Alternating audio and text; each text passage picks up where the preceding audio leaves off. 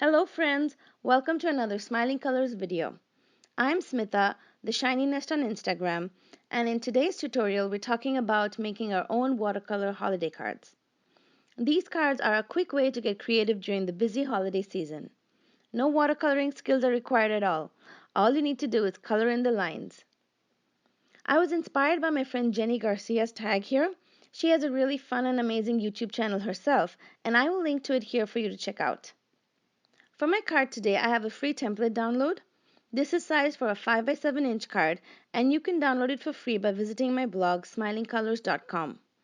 I'm making my cards from these pre-made, pre-scored watercolor cards today.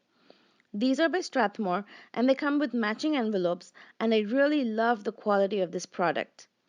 I have used these in many cards before, and I will link them in the YouTube description below. For this no-line coloring, I'm going to be using the Cricut Bright Pad, and I'll show you how easy it is to use shortly. Now this is a really simple design, and you could easily freehand this, but to make sure that everything is centered and aligned on the card, I prefer to use the Bright Pad. I've printed my template onto a regular printing paper, and now I'm centering it beneath my card using the Bright Pad. You can increase and decrease the brightness very easily here. Even though we're using watercolor paper, you can easily see the outline of the design beneath. I'm going to tape this into place using my tape, and I'm adding a 1/4 inch border all around the card front while doing so.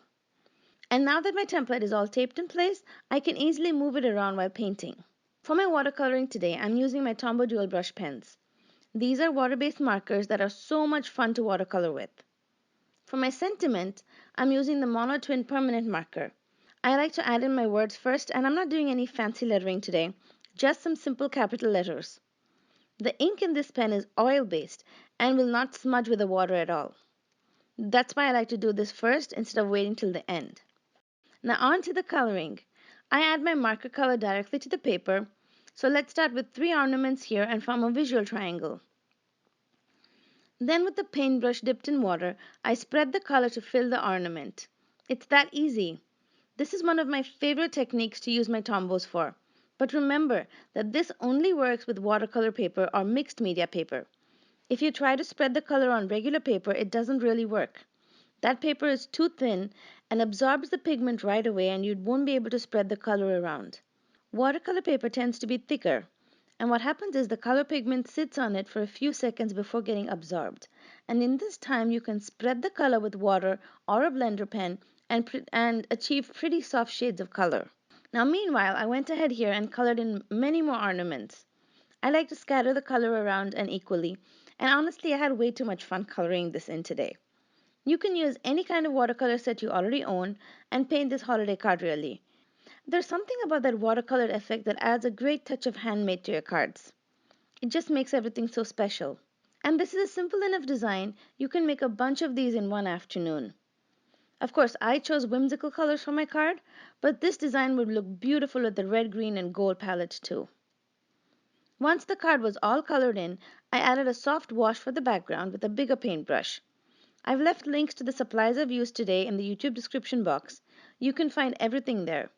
For the background, I added more water than usual to get a softer wash. Now peel off the tape carefully to reveal the painting.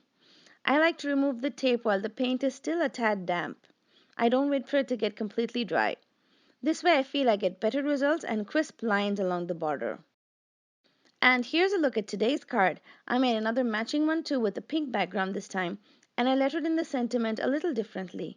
You can instead add in a stamped sentiment in that area too.